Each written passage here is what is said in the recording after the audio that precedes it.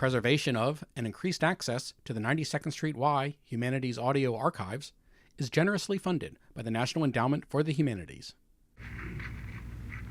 I thank you very much. And the more that I suspect that some of my applauders, audience, heard me read some of these very same things at the Donnell Library. I wasn't willing to come last year because I thought it not interesting to have you hear the same things over and over. I must have some new ones. I wrote some new ones and I recited them all, read them all a little while ago. So instead of hearing what I read a year ago, you'll be hearing what I read a week or so ago. Bulwark against fate, affirmed, pent by power that holds it fast. It is a paradox. Pent, hard pressed, you take the blame and are inviolate. Abased at last, not the tempest tossed, compressed, firmed by the thrust of the blast till compact, like a bulwark against fate, lead saluted by lead, as though flying Old Glory foremast. I've been reading In the Cage, Henry James's story, in a book of that title, edited by Morton Saville, published by Hart Davis in London. And in this, Mr. Saville says, the process of life gives way fighting, and often may so shine out on the lost ground as in no other connection. This is referring to the wings of the dove and Millie Teal. And I feel that that's one of Henry James's most precious insights. Let me read that again. The process of life gives way fighting, and often may so shine out on the lost ground as in no other connection. I'm going to read Tom Fool at Jamaica. This is no novelty, not new, but I should say preliminarily that I took a fancy to an article in the New York Times by James Daly, an interview with Ted Atkinson down south,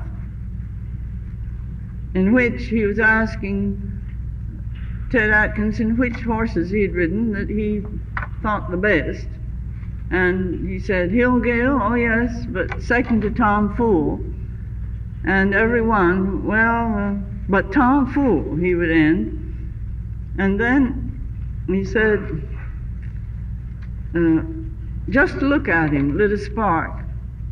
His head was intelligent, he looked intelligent, he was intelligent. And as for money, in connection with Jamaica, he said, money is not everything. And as for unfair gains, illegitimate gains, Mr. Caposello helped me out there, for he said, how do I keep them straight on the turn, on the stretch? Well, it's tough, but I'm relaxed, I'm confident, and I don't bet.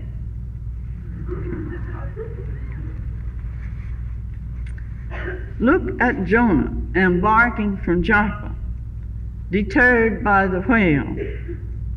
Hard going for a statesman whom nothing could detain, although one who would not rather die than repent. Be infallible at your peril, for your system will fail, and select as your model the schoolboy in Spain who at the age of 6 portrayed a mule and jockey who had pulled up for a snail. There is submerged magnificence. As Victor Hugo said, sentir avec ardeur. That's it, magnetized by feeling. Tom Fool makes an effort, and makes it oftener than the rest. Out on April 1st, a day of some significance in the ambiguous sense, the smiling Master Atkinson's choice has the mark of a champion, the extra spurt when needed.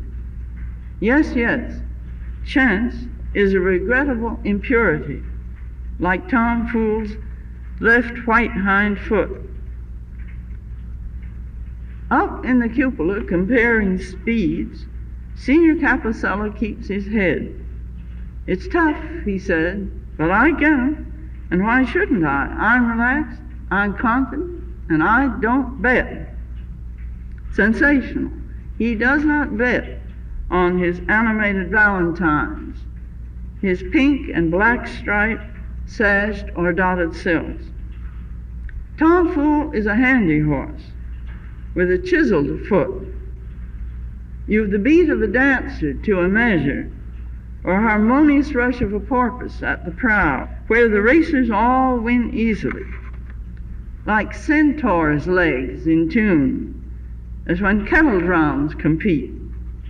Nose rigid and nostrils spread, a light left hand on the rein, till, well, this is a rhapsody. Of course, speaking of champions, there was Fats Waller with a feather touch, giraffe eyes, and that hand delighting in ain't misbehaving. Ozzie Smith and Eubie Blake ennoble the atmosphere, and you recall the Lipizzan school and the time Ted Atkinson charged by on tiger skin, no pursuers in sight, cat loping along, and you may have seen a monkey on a greyhound, but Tom Fool. Now, Logic and the Magic Flute. This was about what was said, what I understood to be the first Telecolor presentation of the Magic Flute, the one with Mr. Auden's libretto.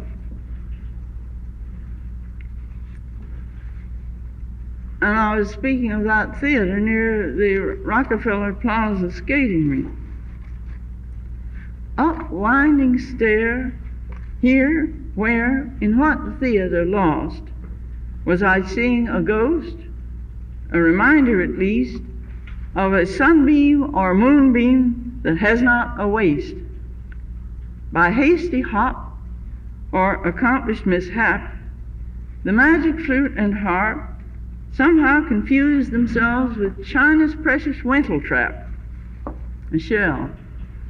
Near time and life in their peculiar catacomb, Babylonian gloom and an intrusive hum pervaded the mammoth cast's small audience room.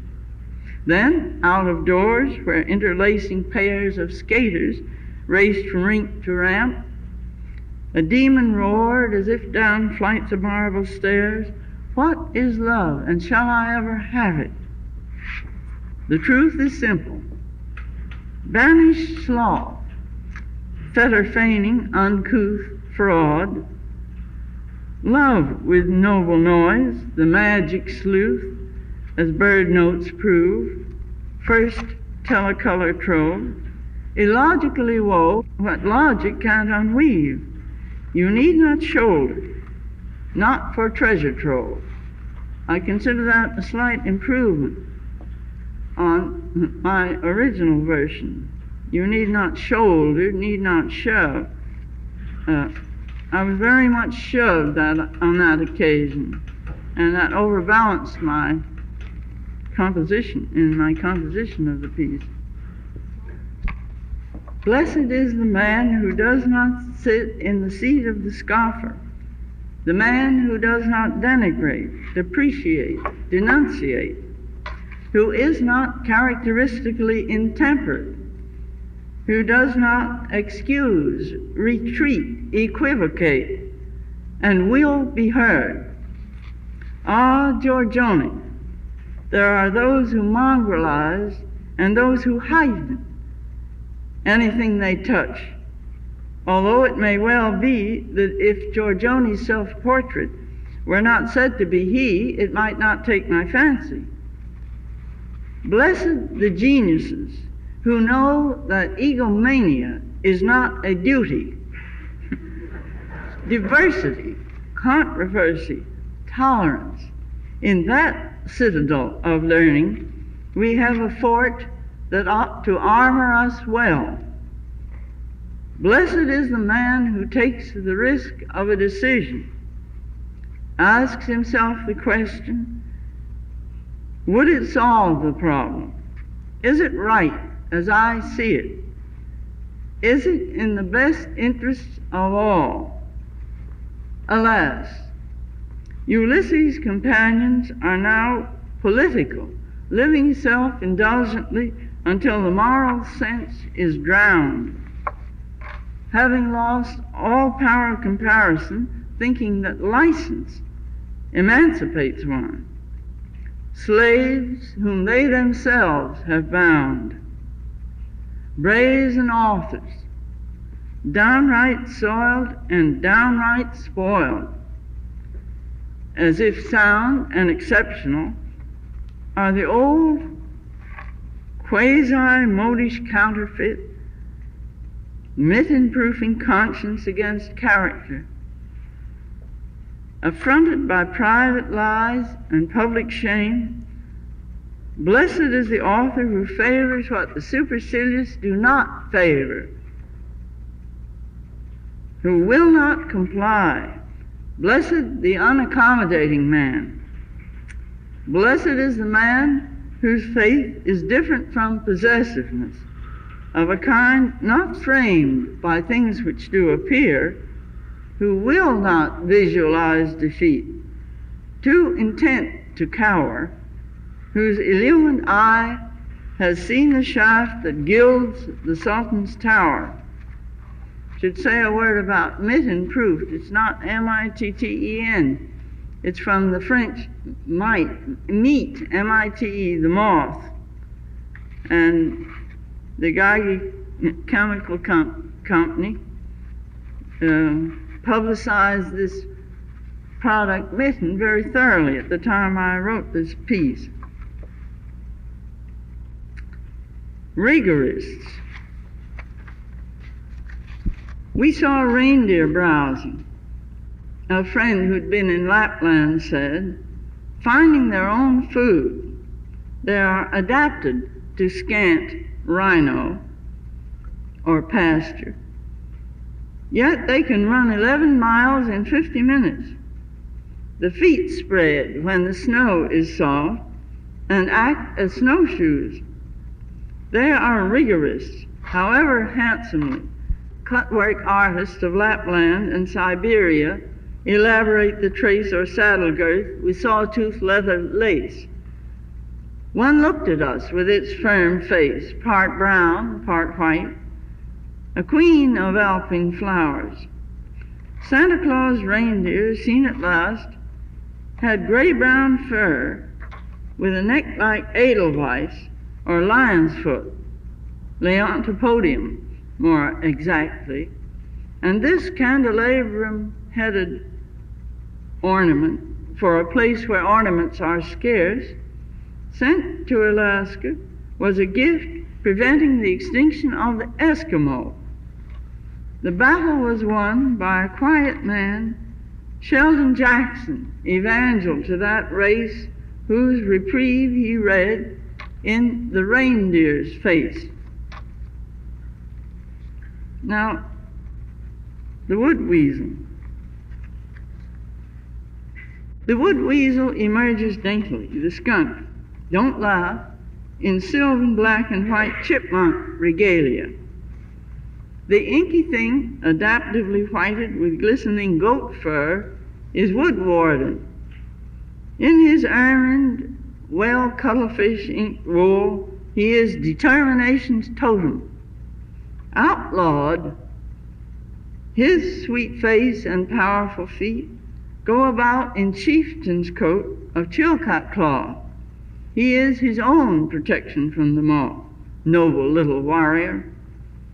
That otter skin, on it the living polecat, smothers anything that stings. Well, this same weasel's playful, and his weasel associates are too. Only wood-weasels shall associate with me. Hope you don't notice that it is an acrostic. That has been exposed, however, by Lloyd Frankenberg. It reads down from the bottom up, Hildegard Watson. And Mrs. Watson and I share a fondness for skunks or wood weasels. Nevertheless,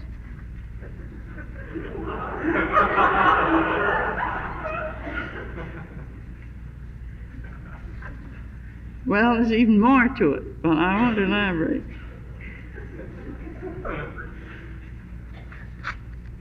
You've seen a strawberry that's had a struggle, yet was, where the segments met, a hedgehog or a starfish for the multitude of seeds. What better food than apple seeds, the fruit within the fruit, locked in like counter-curved twin hazelnuts? Once, where there was a prickly pear leaf clinging to barbed wire, a root shot down to grow in earth 2 feet below. Victory won't come to me unless I go to it. A grape tendril ties a knot in knots till knotted 30 times. So the bound twig that's undergone and overgone can't stir. The weak overcomes its menace. The strong overcomes itself. What is there like fortitude? What sap went through that little thread to make the cherry red? The mind is an enchanting thing. The mind is an enchanting thing, like the glaze on a katydid wing, subdivided by sun till the nettings are legion, like Gieseking playing scarlatte, like the apteryx all is a beak, or the kiwi's rain shawl of haired feathers. The mind, feeling its way on, as though blind, walks along with its eyes on the ground. It has memory's ear that can hear without having to hear. Like the gyroscope's fall, truly unequivocal, because true by regnant certainty. By regnant certainty, it is a power of strong enchantment. It is like the dove neck animated by sun. It is memory's eye, its conscientious inconsistency. It tears off the veil, the temptation, the mist the heart wears from its eyes, if the heart has a face. It takes apart dejection. It's firing the dove neck's iridescence in the inconsistencies of scarlatti. Unconfusion submits its confusion to proof. It's not a Herod's oath that cannot change. Well, I'm saying 2 things there, that discouragement is a form of temptation, and that Herod should have gone back on his word, told Salome she could not have John the Baptist's head.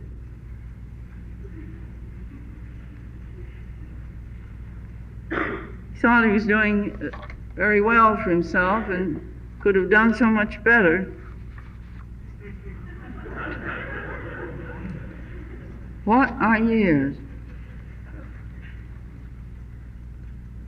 I've just been interviewed by 2 young girls who say that they think they like this the best of my pieces, and I think that's very precocious.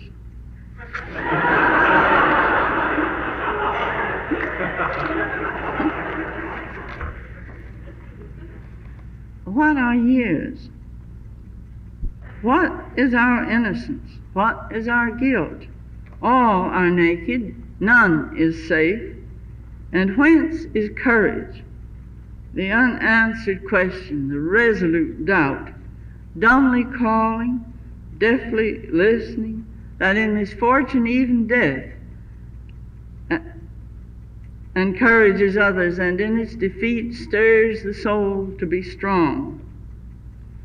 He sees deep and is glad, who accedes to mortality, and in his imprisonment rises upon himself as the sea in a chasm, struggling to be free and unable to be, in its surrendering finds its continuing.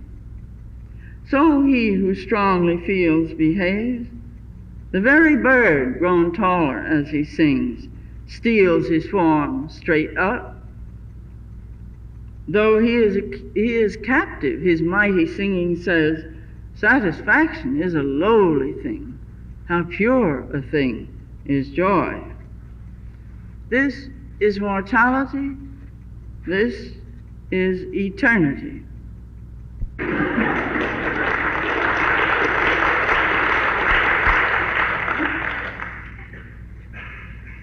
Very kind. I am not treacherous, callous, jealous, superstitious, supercilious, venomous, or absolutely hideous. Studying and studying its expression, exasperated desperation, though at no real impasse, would gladly break the glass. When love of order, ardor, uncircuitous simplicity are all one needs to be, certain faces, a few, one or two, or one face photographed by recollection, to my mind, to my sight, must remain a delight. Now my more recent ones. Oh, to be a dragon. Oh, may I say, this was extorted, these lines, by Sequoia of Leland Stanford University, apparently desperate to have what could pass for a poem in the magazine when I was going to speak at the university, and I felt very unobliging, and then I capitulated because I had been reading a great deal,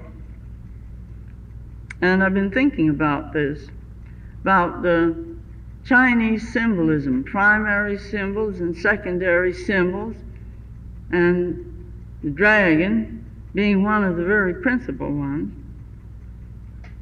And I should also say that King Solomon, the God appeared to Solomon in a dream and asked him what he would have, and he said, instead of riches, fame, and very happy life, an understanding mind. And God added the rest. If, like Solomon, I had my wish, I wish, oh, to be a dragon, a symbol of the power of heaven, of silkworm size or immense, at times invisible, felicitous phenomenon. I fear these two students who were speaking to me said they liked a great many things in this book that they don't understand. Well, perhaps I haven't made it clear that the same dragon is at times a silkworm or immense. That's very important to me. I might be able to make it more explicit.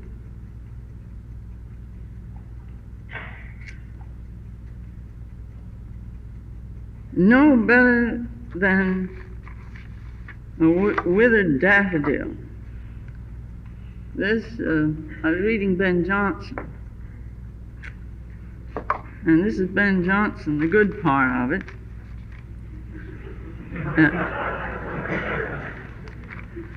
And it's also, this is original, about Sir Isaac Oliver's miniature on ivory of Sir Philip Sidney in the Queen's collection at Windsor. He's sitting on a tussock, leaning against a lime tree in a very spectacular black and white striped jacket. And I'm referring to a less spectacular green and violet jacket. No better than a withered daffodil, Ben Jonson said he was. Oh, I could still, like melting snow upon some craggy hill, drop, drop, drop, drop. I too, until I saw that French brocade blaze green as though some lizard in the shade, became exact, set off by replicas of violet, like Sidney leaning in his striped jacket against a lime, a work of art. I too seemed to be an initiate rester by a tree, no daffodil. Now, the Arctic ox. This is derived from an article by John J. Teal, Jr., Golden Fleece of the Arctic, in the Atlantic Monthly for March 1958. And perhaps you know the story from the profile of Mr. Teal that he asked the Canadian government if he might capture a few young musk oxen and rear them, their down being very wonderful, so light you don't know that you're wearing it, and with many other properties. Boil it and it does not shrink. The down, not the ox. And he requested permission to transport a few oxen, which he captured underwater. And they said, well, it was against the regulations, but since muskrats were rather small animals, they could transport a few. And of course, were shocked when they saw these huge animals. Even the little ones are large. And as there were no passengers, they transported a few. And this appeared in this piece of mine appeared in the New Yorker for September 13th, and I was feeling quite uneasy about it, thinking that I might seem an interloper to Mr. Teal and his family. But I had a reprieve, a letter from him, in which he said they liked it very much, and the New Yorker had printed some large copies, given them to him, which he was having framed for members of the capturing expedition.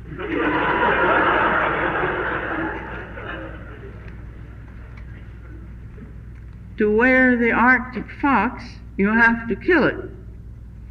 Wear Keviot, the underwool of the Arctic ox, pulled off it like a sweater. Your coat is warm, your conscience better. I would like a suit of Keviot, so light I did not know I had it on, and in the course of time another, since I had not had to murder the goat that grew the fleece that made the first. The musk ox has no musk, and it is not an ox, the literate epithet. Bury your nose in one when wet, it smells of water, nothing else, and browses goat-like on hind legs. Its great distinction is not egocentric scent, but that it is intelligent. I seem to select the more intellectual animals. Chinchillas otters, water rats, and beavers keep us warm. But think, a muskox grows 6 pounds of kievit. The Kashmir ram, 3 ounces, that is all, of passion.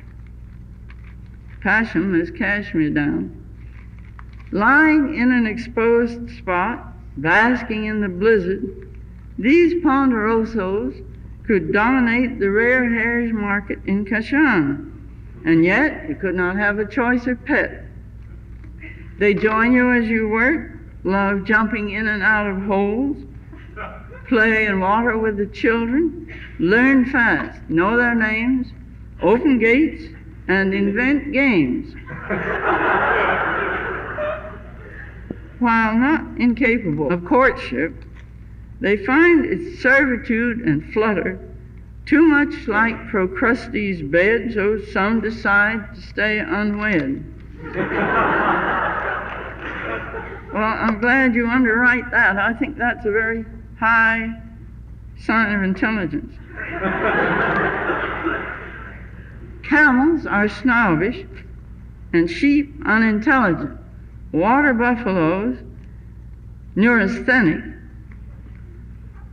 Even murderous reindeer seem over-serious, whereas these scarce kiwis, with golden fleece and winning ways, outstripping every fur-bearer, there in Vermont quiet, could demand bold ruler's diet, mountain valley water, dandelions, carrots, oats, encouraged as well by bed made fresh 3 times a day to roll and revel in the hay.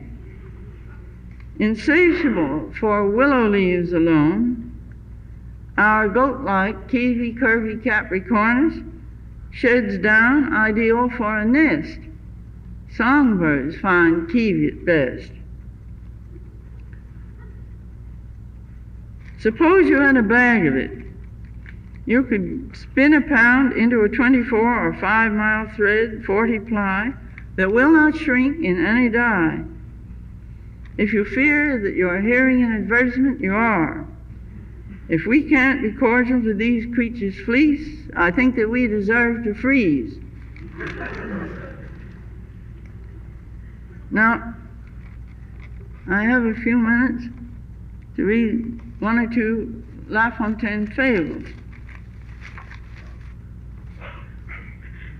These, which I'm going to read, are, I think, all of them Aesop fables, retold by La Fontaine in French.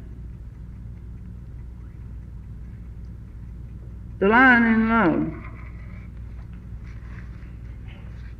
This is to Madame de Sévigné's daughter.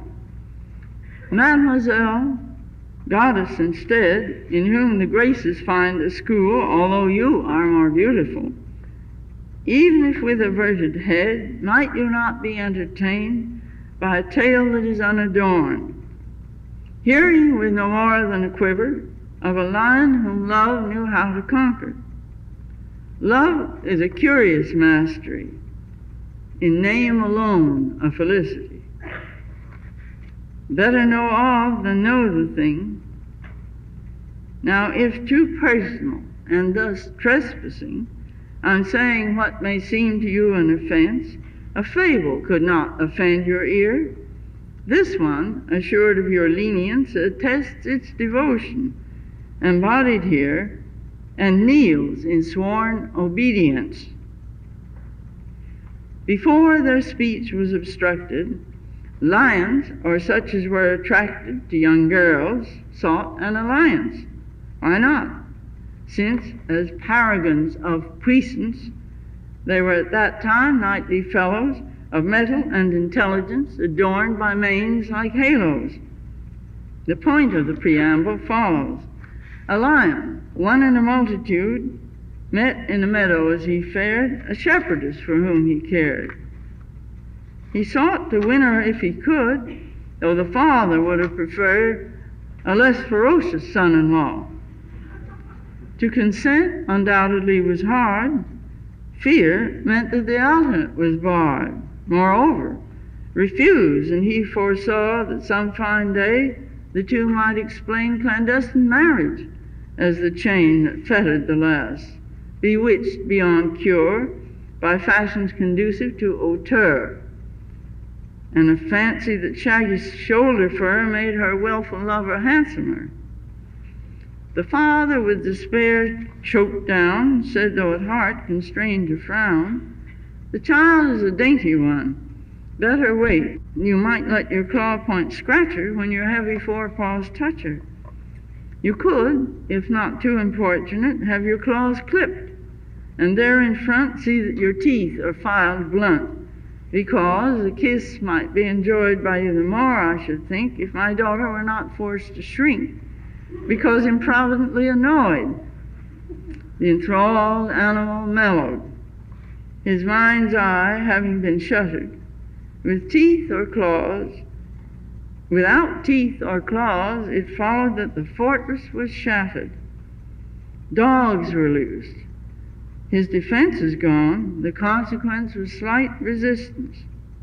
Love, our love, with your slip knot drawn, we can but say farewell, good sense. I seem to be a little of a hypochondriac about marriage, courtship, and so on, whereas we all know it's the right thing.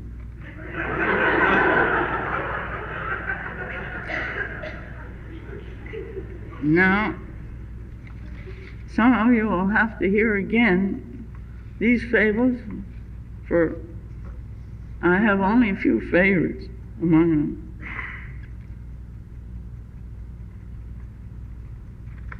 The Fox and the Crow.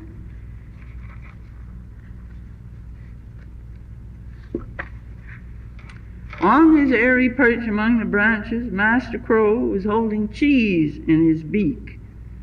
Master Fox, whose pose suggested fragrances, said in language which of course I cannot speak, "Aha, superb Sir Ebony, well met.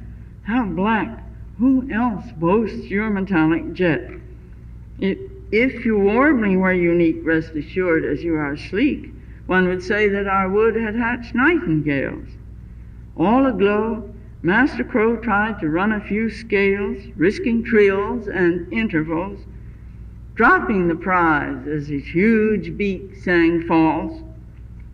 The Fox pounced on the cheese and remarked, "My dear sir, learn that every flatterer lives at the flattered listener's cost. A lesson worth more than the cheese that you lost." The tardy learner, smarting under ridicule, swore he'd learned his last lesson as somebody's fool. Now, La Fontaine had no use for sycophants and the easily flattered, and or for greed. And there too, the hen that laid the golden eggs, and the wolf, and the stork, and he has many a phase of this idea. I think the hen is the best. Take all that is there and forfeit increment is a truth too clear for argument. In the old fairy tale in which golden eggs were laid, one a day, the poor owner would stare at the hen till sure there was gold in her to share, so killed, spread out the bird, and of course was repaid by no more than would be found in an ordinary hen. He had cut the magic chain and she'd never lay again. Think of this when covetous. Now, the wolf and the stork. Very gloomy fable. Wolves can out-eat anyone. Indeed, at a festivity, such gluttony, second to none, almost ended fatally. When a bone choked a wolf as he gulped what he ate, but happily, since he was inarticulate, a stork chanced to hear him groan, was besought by frowns to run and peer, and had soon relieved the beast of the bone. Then, having done him a service, had no fear, so asked him how to compensate her. Compensate, he inquired with bared teeth. A humorist, I infer. You should be glad that you draw breath. Thrust your beak down my throat, and you somehow escaped death? Be off. You are unappreciative. Shun my paws if you care to live. Now the Scythian philosopher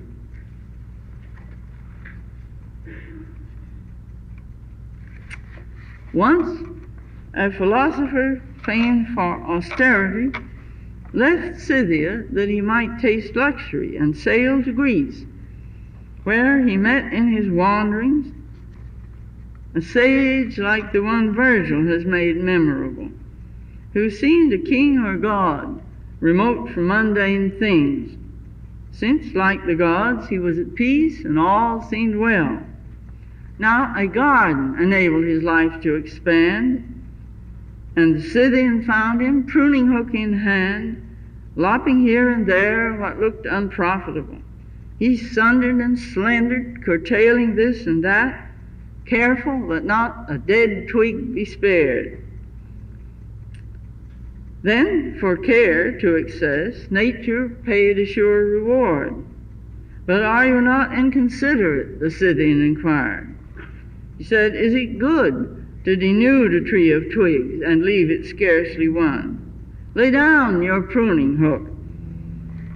Your onslaught is too rude. Permit time to do what needs to be done. The sage said, remove sere brows, and when they are gone, one has benefited what remained. The Scythian returned to his bleak shore, seized his own pruning hook, was at work hour on hour, and joining upon any in the vicinity that they worked, the whole community. He sheared off whatever was beautiful, indiscriminately trimmed and cut down, persevering in reduction beneath new moons and full, till none of his trees could bear. In this Scythian we have the injudicious man, or so-called stoic, who would restrain his best emotions along with the depraved, renouncing each innocent thing that he craved. As for me, such perverted logic is my bane. Don't smother the fire in my heart which makes life dear. Do not snuff me out yet, I'm not laid on my bier. And the farmer and the adder. Aesop tells how a countryman, I think I improved this a little, a frozen adder, or congealed adder, would still be venomous, but not dangerous. And I have had no longer venomous. Nobody has taken me to task for it. I think venomous sounds better, but I think I have to make it dangerous. Aesop tells how a countryman, as imprudent as he was benevolent, had an estate he'd gone out to scan one winter day, and observed as he went a snake on the snow in a plight that was serious, mummied from head to tail to no longer dangerous. He dared not delay, it would die if left there. So the man picked it up, took it home, gave it care, and failed to foresee the result of an action in which compassion had been complete. He stirred circulation by friction and laid the maimed form near heat, which no sooner tempered the torpid blood than animus stirred and grew livelier. The adder hissed, raised its head as best it could, coiled, and made a long lunge toward where the farmer stood, its foster father who had been its rescuer. The farmer said, ingrate, you would be my murderer, you shall die. With indignation which nothing could foil, he picked up his axe, and the dastard was dead. 2 strokes made 3 snakes of the coil, a body, a tail, and a head. The pestilent thirds writhed together to rear, but of course could no longer adhere. All should practice charity toward all. I've thrown some light on this. Ingrates, I say with emphasis, will always die in agony. The Fox and the Goat.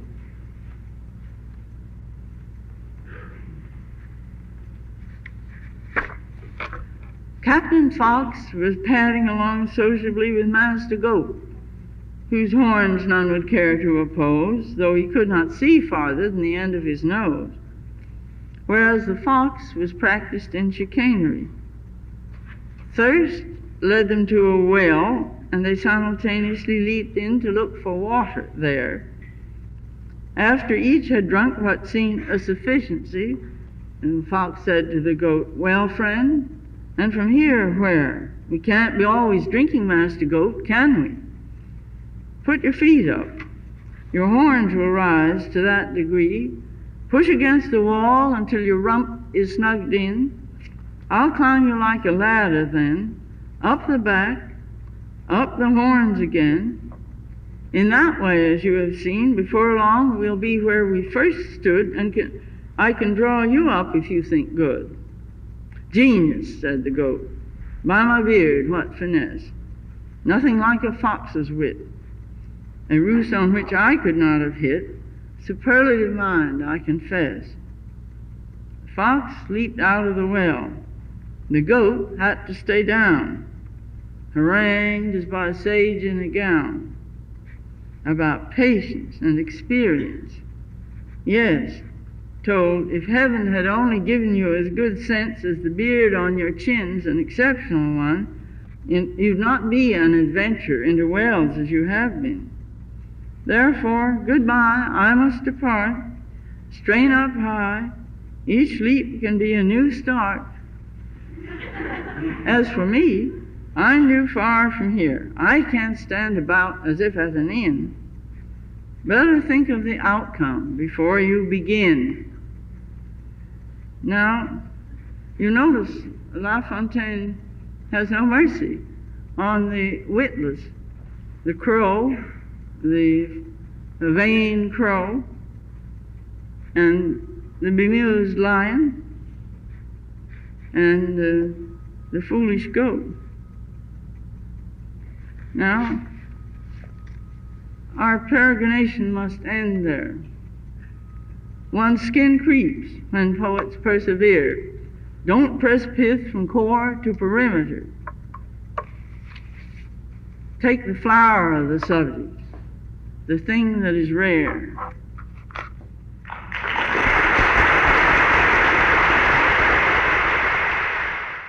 Thanks for listening. For more information on the 92nd Street Y, New York, and all of our programs, please visit us at 92ny.org.